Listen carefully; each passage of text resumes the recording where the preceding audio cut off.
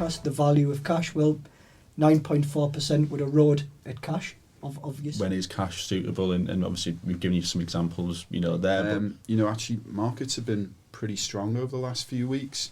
Touch wood, fingers crossed, all those different things. So True Potential Rewards is essentially free money. You will... And his was £200. What? For a Sky monthly subscription. So that was almost... Does he subscribe to? Yeah. Oh, let's not go there.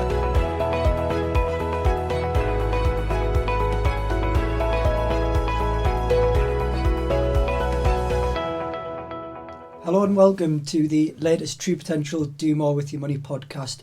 It's episode 128, and today we're going to talk about the real cost of cash. So it's a mouthful. I'm joined today by three colleagues: Chris Leyland, Investment Director. I always get your title wrong.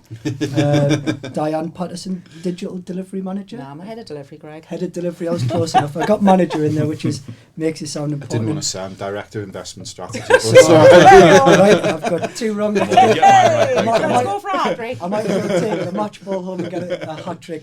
Tom, you are a financial advisor. Easy. There you go. Well done. So, and our first time together as well. I know it is. I've watched you on a couple of them and really enjoyed it, and I'm glad we've been paired up today. So, look, today we've been given the topic of cash. It's a real interesting one, and we've probably sat in this room for 20 minutes talking about cash in different ways. I think Graham behind the screen was talking about the prices of McDonald's cheeseburgers and things like that, and Amazon Prime going up. That caused absolute outrage, didn't it? So, it's tough at the moment. It is tough, and everybody's looking after the pennies at the moment. And I certainly have been logging into my True Potential app and using the spending feature of looking at what I've been spending. So I know that's something I'm keeping a close eye on. But let's just talk about cash. Is it king or is it the joker in the pack? That's a real Peter Bold one there, isn't it? It is. That'll be the last one today, I promise. But What have you done with Greg? I know, sorry. I get a bit of humour there. But let's just try and look at some of the positives. Cash is something, people need to have. Tom, you're an advisor. You recommend clients hold cash to a certain level? Yeah, there's certainly scenarios when it's good to have cash. I mean, one is obviously for an emergency fund. We typically recommend having 3 to 6 months worth of expenditure in cash for emergencies. Say if your boiler broke down, if your car broke down, you've got readily available funds to get hold of there. Another situation when it's certainly suitable is, say if you've got a goal which is you want to spend all of that money within a 5-year period. So for instance, I'm getting married soon, so I'm saving for a wedding soon. So I've got to I'm thinking probably 2 years there. Now, obviously, within a 2-year period, I'm going to, fully, encash that money and spend it on a wedding. So in that situation there, it's shorter time period really to be invested in the stock market, and it can be sensitive to stock market volatility. So in that situation, obviously, it's not suitable to invest in the markets at all, and cash is obviously a good option for that. It's subjective as well, isn't it? So we talk about things like cars breaking down and boilers breaking down, but I think at the minute, people are looking at their pennies as well as their pounds, because everywhere you go, we are talking about inflation and what it's at and what does it mean for you in terms of cash. And you go to the supermarket and it's just undeniable how much things have gone up. So where you've got, well, certainly from my point of view, where I've got my emergency pot, I'm now more likely to keep a little bit more in the emergency pot because I don't know how bad this is going to get. So I don't want to be caught out thinking I've got enough if the boiler breaks down or if the car breaks down, only to then find, but do I really? Because do I actually know what it costs to repair my boiler right now? I know roughly what I think it might cost, but if that's not enough in 2 or 3 months' time, what will be enough in 2 or 3 months' time? So how much I'm beginning to think about how much more I might need in my emergency pot just to pacify me, as opposed to knowing how much it physically will be. And I think that's why, it's subjective. It comes down to how you cope with your own peace of mind and what makes you feel secure in terms of the cash that you've got sat there, as opposed to the investments. Are you comfortable with one and not the other?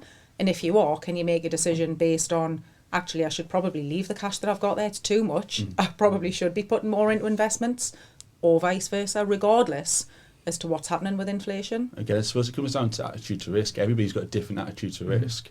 Those who are more sort of, cautious will have more in cash. Those who don't, obviously, like myself, I'm a bit more bullish, I suppose. I have less in cash, but obviously a bit more now. I'm saving for certain things, but that is a big factor in all of this, really. And we find that with clients when we're going through fact find. Some clients like to hold a bit more in cash and are comfortable with that. And at the end of the day, when we're investing clients' money, we don't want to make them feel uncomfortable. Because if you feel uncomfortable, you shouldn't be invested really in the first place. So that's another factor, I think. And Chris, I just jumping across to you, mate. Yeah. I know obviously in your role of the one that I got wrong, it sounds really clever anyways, but you're responsible essentially for our clients' money when they're invested. You add that overlay at the top at portfolio level. You've got managers on the ground working for you and for our clients every day. And sometimes they make a decision to hold cash or similar instruments to avoid that risk. And that's ultimately, we try and absorb that on clients' behalf, as opposed to them, say, getting in touch with Tom or one of the advisors and saying, move me to cash. Let's just talk about that a little bit, about what goes on the ground. I think that's a really good point. And it filters into what Tom was saying about the different risk categories. So if a client is quite risk averse, so the more of what we call a defensive client or a cautious client, then actually within the portfolio we will hold a larger cash balance for them overall. So for example, if you look at, say, the defensive portfolio right now, it's around about 29% cash. If you look at the cautious portfolio, that's around about 19% cash right now. So I think in some ways, when people are maybe thinking around the cash balances that they want to hold, obviously you've got to have that for your emergency fund, etc. But if you're holding it because maybe you feel quite cautious, the reality is actually that the portfolios themselves have cash in there. I think the second thing as well is, cash is really important within investment, and the reason why it's important is because you can use cash to access opportunities. We know what's happened in markets this year. It's been a really challenging year for virtually all types of asset class. But the reality is if you've got cash on the side, then you've got an ability there to pick up, whether it's a stock or a bond or whatever the product is, at a really, really cheap price. We've got some of our managers. I was talking to one of the managers at Close Brothers, and he's been running quite a high cash balance, but he's been running that down over the last couple of months, and that's because he's finding loads of really good opportunities at really good prices, really favourable entry points. So in that sense, maybe one of the things that I think is important to get across is, myself, the fund managements that we work with, we're managing cash balances on clients' behalf. We're the ones that are looking at what is happening within markets, within asset prices, and taking a decision, actually, maybe things are a little expensive now, we should probably hold a little bit more cash. Or actually, do you know what, there's real opportunities coming out of here, therefore we should be spending some of that cash.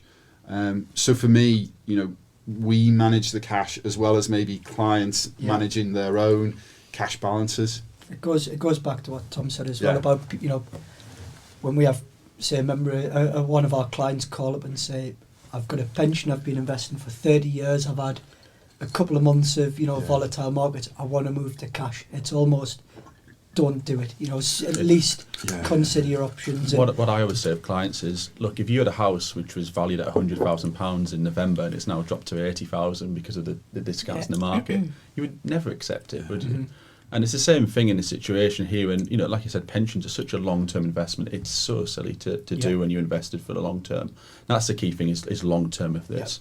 Yeah. You can look at performance over short-term periods and, sometimes you do get these periods like this. But when you pull it out, looking at our balanced portfolio over the 7 years, it's averaged close to its benchmark, over its benchmark of 5.5%, despite the fact that we've had 2 bear markets there. And I think that's the sort of things that clients just need to remember. The fact that we've gone through 2 really difficult periods in terms of the equity markets and obviously bond markets now. During that period of time, we're still performing well when you pull it out over the longer term, and that's the key thing. It's crystallising that loss as well, isn't it? And missing the bounce on the way back up.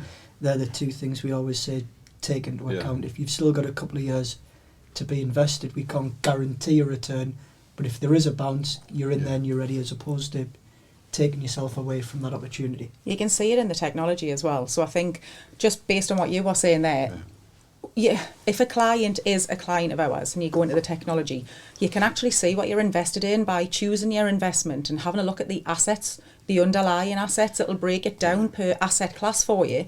So you might not think you're invested in cash, but you are. It will actually show you where you're in equities and where you're in commodities and the percentage in that particular holding that sits as a cash element.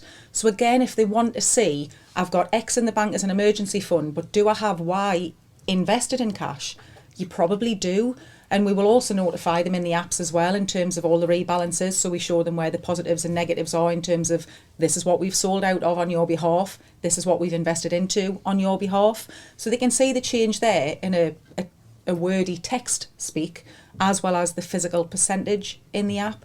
So again, we are a technology-led company. And I think that's what, if clients do get stuck into the technology, they'll find it reassuring, as opposed to us collectively sat here on a podcast talking about what it means to us. They can actually see what it means to them as well. I think that's a really good point, actually. I think the other thing that you were saying earlier around, like, clients really should look at what they're invested in. And the reason why I say that is, I speak to quite a lot of clients, maybe not as many as you speak to, but one of the things that I always get from clients is, they always talk about the market being down, and they always talk about that's the stock markets, that's the equity markets, company shares, etc. But the reality is, if you've got a balanced client, or certainly if you've got a lower risk client than that, then the reality is that actually the stock market component of that isn't the whole portfolio. No. There's bonds in there, there's alternatives in there, there's commodities in there, there's things that have actually done really well this year. And I think you can become quite fixated with what's happening in the stock market, but there can be a disconnect, and there is a disconnect when you look at the performance this year of global equities, down about 16%, something like that. If you look at a balanced portfolio, it is down, but it's down less than half of that. It's very polarised, isn't it? Yeah. And I think people become very fixated on what's happening in the market, when actually it's more around what's happening in your investments. What does it mean for you? Again, that's a key point that clients speak to me about. Is I said, look, can I lose all my money here? And the fact of the matter is, you've got elements like cash in there, you've got alternatives in there in that portfolio to try and hedge the losses that we're seeing in the equity and bond markets at the moment. And again, you've got to think the equity markets, all of these companies that we've invested in, they've got value, and it gets to a point where they become undervalued and then they go back up. We saw that with COVID. And it's just about giving them time. That's the key thing with anything like this. Really. Bringing Diane's point to life, I actually done a presentation to a third-party provider yesterday. I nearly called them a competitor, they're not. But with a third party, I demonstrated my own client site, because I always think you've got to skin in the game, show your own. I showed them I'm a true potential client. I use the true potential features, rewards, banking integration and the like, so they're seeing my coppers in my bank account. But I actually showed them the asset allocation breakdown. So showed them the fund manager breakdown, then showed them the asset allocation, and I sort of said that's real time, that's a real time feed coming through on a daily basis.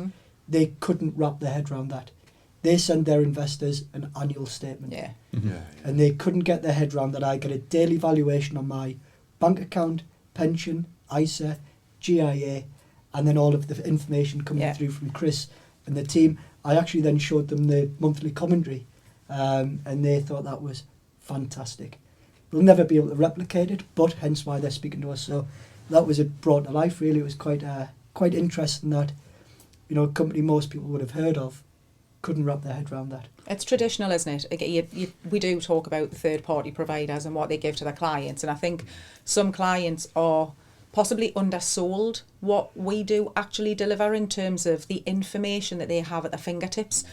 Yes, they'll get an annual statement, but they'll also have the apps and the web pages that they can log into every day if they want to see where they're at, to see what assets they're invested in, to see whether in terms of what they've got invested is up or down, and they can make their own decisions based on that, where they're comfortable, and they can take comfort from they're not just going to find out in 12 months that they've lost a huge amount of money that they didn't know they'd lost, or they've made a massive amount of money that they didn't know they've made. It's there every day for them. And I would like to think that the clients that have got the apps are with us forever now because of that information. And you're right, we've worked 14 years to be able to provide what we can provide. And the tech changes that we've gone through has enabled us to do that relatively quickly. And now that we've got the foundation for moving very quickly when markets change. We have the podcasts, we've got morning markets. It does allow us to give clients everything they need at the touch of a button, again, as opposed to a quarterly statement or an annual statement that they might get in paper form. And how much do you really look at that kind of stuff? It's already outdated 24 hours later and it's changed again. So in reality, what is it worth? That's it. By the time Royal Mail try and get it to you, it tends to be out of date, doesn't it? So. It's quite actually when I first started work 23 years ago, I used to look after a book of private clients, and we used to send them an annual statement. So in that sense, they could ask for something. They could ring up and say, how much is my portfolio worth? But the reality is that you would sit down with them once a year, and in some ways it would either be like a very positive meeting because things had gone well, or it would be maybe a bit more of a negative meeting if things hadn't gone so well. But it would almost be the client would always be a little bit nervous because they'd be sort of waiting for something and they wouldn't know what it was. And I think, what we do is fantastic in the sense that if any point anyone wants to know what their portfolio is worth and all the other things that you said about every other thing that we do here, to me, it shows how much the industry has moved on. And it's better for clients. Well, we live for clients, don't we? That's everything that we do. Everything that we do is for the end client. Yeah. I mean, yes, don't get us wrong. We're a company and we're here to make money in growth. But everything that we do is for and with the end client in mind. We don't do anything flippantly. We do everything that we do is considered. What will it give the client? Is the client going to be better off for it? We're not doing it just because it's maybe something that's new or there's a new technology out there. We look at things, we assess them, we do our own risk assessments in terms of what it is that we're about to deliver. And there always has to be a benefit to the end client before they actually get to see it. Yeah, I think one of the key things of the client site is, if you can get clients looking at it constantly over time, they can actually see and experience the volatility and get used to it and realise this is normal. I mean, it's not as normal to have it, twice in 2.5 years, but they can then experience and learn from that. And again, that's great about the technology is it helps clients to learn and actually realise that this can happen from time to time, but it will recover if you give it time, and that's the key thing. Well, let's move on. We've got the elephant in the room, which is inflation. We've managed to get 15 and a bit minutes in, I guess, in the just podcast. Just try to avoid it. We've not talked about it. It's at its highest in 40 years. It's 9.4%, which is high. We've already joked a little bit about Amazon and such going up, and just everyday purchase. We were joking, but Lurpak seems to have made the news about the fact that they'll start putting security tags on butter in the supermarkets because it's £9 for a. I'm not allowed to go to the supermarket, so I wouldn't know. I think in Liverpool they do put security tags on. they put security on single apples and single bananas as well, Chris. So, it's no offence to anyone else who's watching with it. Just the bit where Chris is from. But if we do look at inflation, let's just kind of break it down because it can cause damage. It causes damage to cash, as we are talking about in this podcast. The value of cash 9.4% would erode at cash, obviously. But let's just, break that down. What would that mean if, let's say I've got £100,000 in the bank, I wish, but let's say I've got that in the bank. What would happen in a year's time if inflation stayed at 9.4%? So basically what would happen is the spending power of that £100,000 would be eroded by 9.4%. So, you'd say you've got X amount of money and you need to buy whatever you would buy on a monthly basis, and what is happening, the things that you're buying on a monthly basis are becoming more and more expensive. So inflation's it's basically the change in prices of goods and services. So in that sense, what you need is something that helps you to defeat inflation. Now, how can you do that? Well, over the long term, obviously the key way to do that is to invest your money. And when we look at the performance of, say, the True Potential Portfolio proposition over inflation over the average term, then actually we've significantly offered more than that. I think what is difficult is obviously if you are in cash, people talk about interest rates going up. You've got the UK base rate at 1.25% now. He's still basically getting nothing on cash.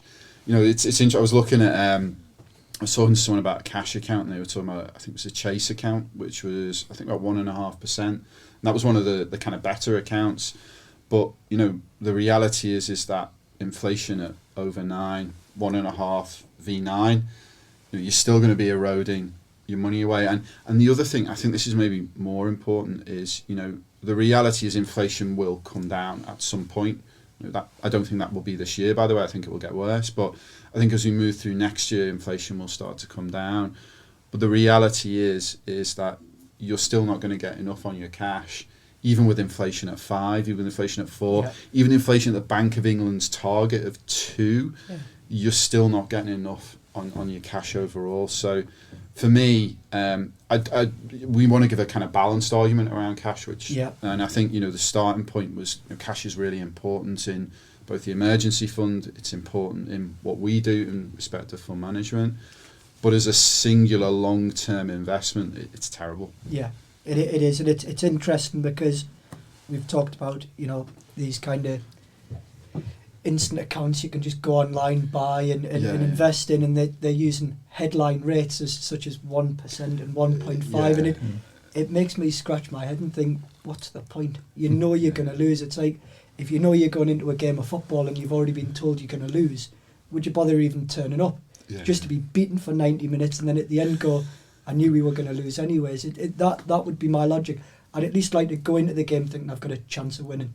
You know, I'd like to have a good chance of winning. That's a probably poor analogy, but it's a good analogy. England, Germany on Sunday, well, we've got the football, you never know. which I watched the other night and I thought it was absolutely fantastic. Was good. I was going to get onto that one with weekend plans. Oh, sorry, Greg. We've gone and started there, Diane. But no, I think you see these kind of what looks like a headline rate.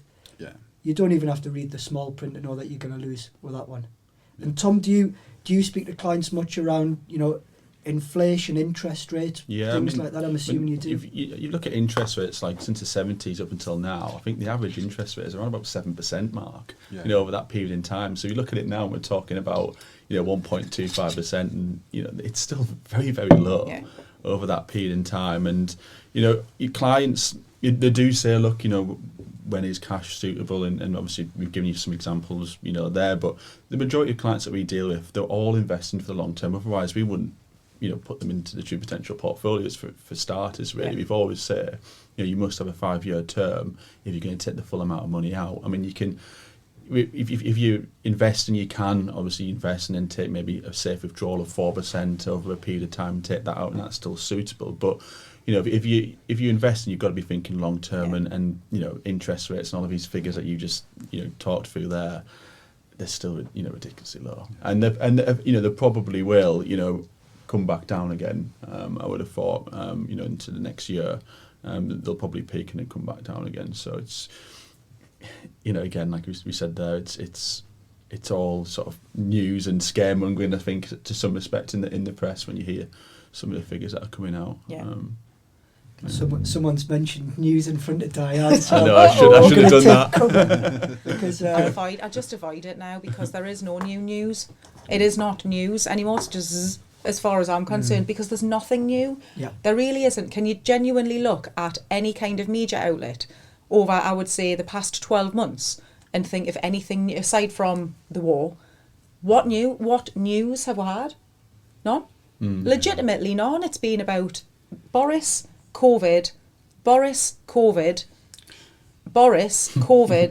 the war, and now inflation. It's just this cycle that there's no new news, and there's very little positive comes from it, so I just avoid it. I was going to ask if you'd calmed down from the podcast a couple of weeks ago. The answer's clearly no. No, it's just good awful. on you. You fight the fight. I'm trying, but I'm a one-man band over here. I know. Well, look, I have to agree. I tend to now be quite selective with the news, in, you know, there's certain news outlets I'll avoid now entirely, and there's certain ones I'll go to maybe catch up on a little bit of the sport. Women's football, fantastic, but you're almost struggling to find the good news at the moment, and there can be good news out there, but obviously I mentioned it right at the start, but I wanted to talk about this at some point, and it's kind of where are you sort of feeling the pinch, you know, as you are also clients and members of the public, you're not just podcast hosts or guests.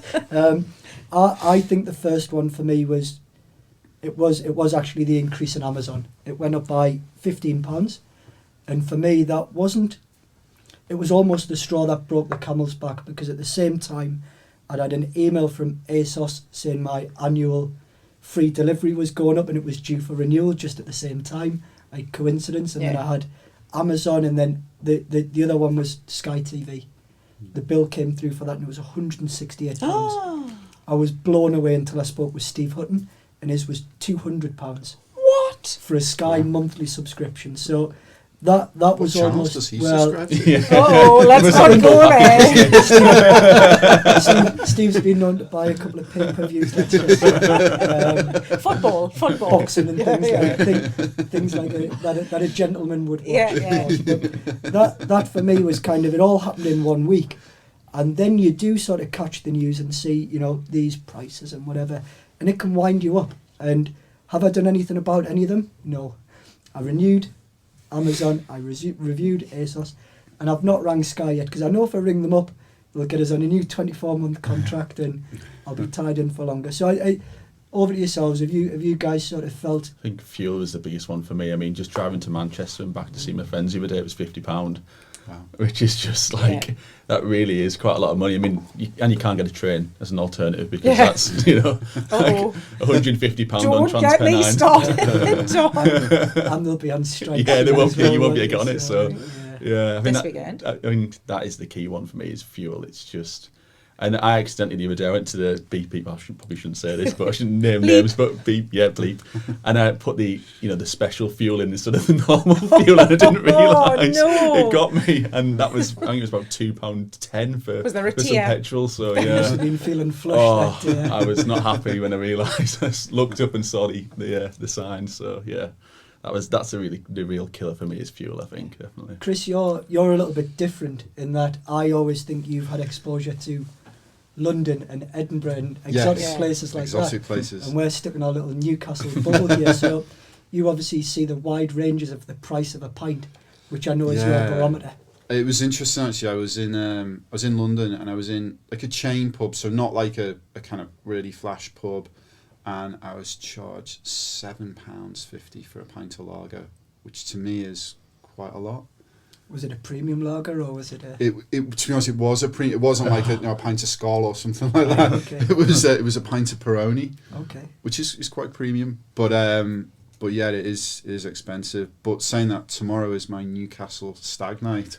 Well, you spoiled weekend. Straight to. You were going to get... Sorry, yeah. This is what I get for getting your job titles from. Nice. I think that will be a formal test of the price of a pint of lager versus, say, London or something like that. Well, you'll not be buying any. £6.50. I paid that again, I can't Oh, name names. I'm stop naming too many names today. But yeah, I did in Ousburn, which is a sort of trendy part of Newcastle.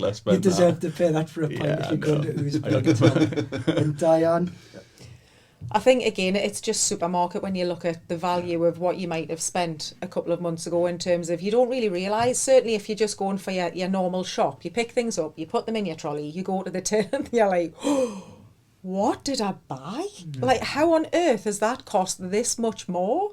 It is bizarre. And I think the problem really is that you don't see it. You don't see the benefit of what you're spending, because you don't know why have Amazon Prime put their service, like, what is it that Amazon are forking out for that makes them put their prices for their service up? What's changed within their service package? What means that they have to then like add that or send that down to the consumer? And I think if you can understand it, it's easier to swallow. But when you get there and you're just like, here's the money, thanks. Yeah. Like you just seem to be getting very little now for what you're spending. So for me, certainly the supermarket more than anything else. The Amazon thing I've read until I'm really passionate. You're not letting go, have you? This is me with the news. The cost of fuel for their drivers, as in delivering parcels. You know, you can order a £2 parcel, which costs them more in fuel to deliver. And the second excuse I seen was the cost of goods. And you think, well, I'm buying the goods. You're just delivering. Yeah, of course. So I thought both were a bit bogus. Yeah, actually. well, also Amazon, they're mostly electric vehicles now, if you look around. Correct. So that's not an excuse. Well, correct. But we're going to be feeling the pinch in that in the winter. That was the headline today. Yeah, so I said I was staying away from the news, and there's another headline. I know, we've dragged ourselves down. Let's pick it back up again. We can't help ourselves. Well, look, I think we've probably wrapped up the cash argument. I don't know if there's a real winner in there. I think cash can be king in the right places, Yeah. you know, emergency funds, keep money, you know, but for me, I think it's where you can, Yeah. you know, where you can invest, do invest, don't be put off by what looks like scary markets. You know, you've got the right team at True Potential looking after your money, you've got the right advisors complementing the portfolios, and more importantly, you've got the right technology. Don't second to guess. keep Don't you second on guess the track. decision you made when you decided to invest that money for the long term. There are going to be difficult periods. There always have been. You've got the tech that will allow you to see where it's going. Don't second guess your decisions. Certainly, or try and stay away from the emotion that is loaded in terms of finance. Well, before we wrap up, there's probably two things. Diane, we've talked about technology a wee bit, but I've foolishly mentioned both of these, but didn't actually explain what they were. Right. So I want to just ask you to cover off what is True Potential Rewards and what is True Potential Spending. So True Potential Rewards is essentially free money. You will go onto the rewards area of the website or the app, choose a retailer that you want to make a purchase from, and there will be a particular percentage that retailer will pay you for the service that you essentially buy in there. That money will then make its way into your True Potential app, and you can decide whether it goes into your investment or it sits there and you can withdraw the cash in the same way that you do use other rewards apps that are out there. It's exactly the same, but it will be directed into your investment, your chosen investment from there. And what was the other one? Spending. So spending, yeah, you can link your bank account to your True Potential app, and in there you can qualify, you can see where your spending is, you can group your transactions, you can understand in terms of the investments that you've got. You don't have to log into multiple applications to see what your current value is. So instead of me logging into Santander and True Potential, I can log into True Potential and I can actually look at my bank account. But again, without wanting to scare people like, oh, what does that mean? It means nothing to us. We can't see it. We don't know. You authenticate your banking application through us. So all we do is, in terms of mine, I would log on, choose Santander as the provider. Then the service will go off to Santander and you will authenticate with Santander. And you're essentially saying, just make these transactions visible via this portal, please. We can't see them. We don't control them. We don't do anything with the data. It is just there for you to see and categorise as you wish and see where your money is being spent. I've seen a really neat feature, which is the two pair up as well, because if you're spending money at a vendor which is on the reward scheme, it tells you, you know, you could have had this cash back. So I was kicking myself because I'd done that. I was that client. Look at what you could have won. Look at what you could have had, exactly. So it kind of prompts you to say, you're spending this money. Did you know you can go on to rewards and buy it through there and get the, as you said, free cash. It is worth just having a look around. Would approve that it's free cash, but it sounds totally better. is free cash. You're spending money, you're getting it back. It's free. It does. It sounds good. And Chris, just over to you before we wrap up. Yeah. We didn't do anything on the markets this morning at the start of the podcast, which is our usual sort of thing to do on the podcast. But you just want to maybe give a quick plug over to Kevin's morning markets? Yeah, absolutely. So obviously we have the daily morning markets video. So one of my colleagues, Kevin, has done it today. Just done a bit of a review of kind of what we've been seeing recently. Maybe just as a highlight, actually markets have been pretty strong over the last few weeks. Touch wood, fingers crossed, all those different things. And so it's definitely, it's worth watching. He'll walk you through what's been happening, what our thoughts are.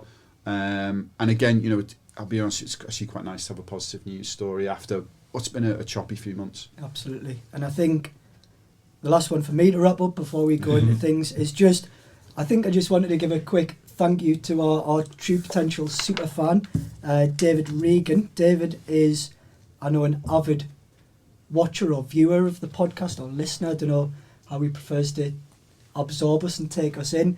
But I know any moment now you'll see a picture of David in his True Potential jacket and gilet, which we sent down just for being our number one fan. So thank you, David. I know you'd wrote some really nice comments about, you're dialing in every time. You find it educational, and I'll always do your best to support True Potential. And hopefully the feeling is mutual. We do our best to support you, and thank you so much for that. Thank you, David, for tuning in, and more importantly, thank you for being a client at True Potential. So let's wrap up. I think that's been a really insightful, useful, helpful podcast, but you've all spoiled the weekend plans Oh, now. dear. So we're recording this on Thursday, Yes. and that means tomorrow is Friday. Yes. And Chris, you've got a big scary day ahead of you tomorrow. Yeah, so I am getting married in early September, September the 10th. And what is very kind is some of the team that I work with have set up a kind of special Newcastle stag night. So I believe, well, in fact, I actually don't know what is happening yet. I don't know what the plan is. I hope there isn't like a costume that I have to get dressed up in, like a Wonder Woman costume or something like that. But all I know is that it starts in the office tomorrow evening and that we're going into the city centre. I don't know anything else about it. I don't know who's coming or anything like that, other than I do know you're coming because you did mention it to me. So yeah, I'm very excited about that. And then I think Saturday might be a kind of quiet, reflective time where I just spend some time on the couch. Oh, somebody's going to get you down from that lamppost. Yeah. They get me out of jail or something like that. Well, we've had a whip round. There may or may not be a curly perm wig and a moustache. It may well be, kicking yeah. around the office at night. A shell suit. Shell suit. Yeah. You just set yourself up there, haven't you? Nothing stereotypical, Chris. It'll be dead classy, honestly. And Diane, we'll be watching the women's football on Sunday. Probably it's Sunday the afternoon, final, I think it is, yeah, yes. I've just got some friends coming over on Saturday, but tomorrow I'm in the office, so I will be looking to see what happens. I might take some pictures, send them to Graham for the next podcast. You never Let's know. just see. They might end Let's up- see where it goes. They might end up in the public domain. Well, yes. And Tom, any trendy bars down the No, East? I'm actually doing what every financial advisor does and play golf. That's what I'm doing this lovely. weekend. So my girlfriend's away. So I'm going to make use of that time Right. and see the lads and play golf instead. It sounds like a very stereotypical. It does. weekend, Yeah, so I know. There But you go. that's what Well, I'm doing. thank you for joining me today, lady and gentlemen. Ladies. And thank you to all of our listeners. And what we'd sort of advise or recommend everybody does on today's podcast is please do subscribe. If you've made it this far into today's session, you've obviously found it useful. So just press that subscribe button and don't forget to like. Thank you. If you're interested in taking your investing to the next level or would like to know more about the options available to you when you retire, then download our free guides to ISAs and pensions. These are available in the video description below.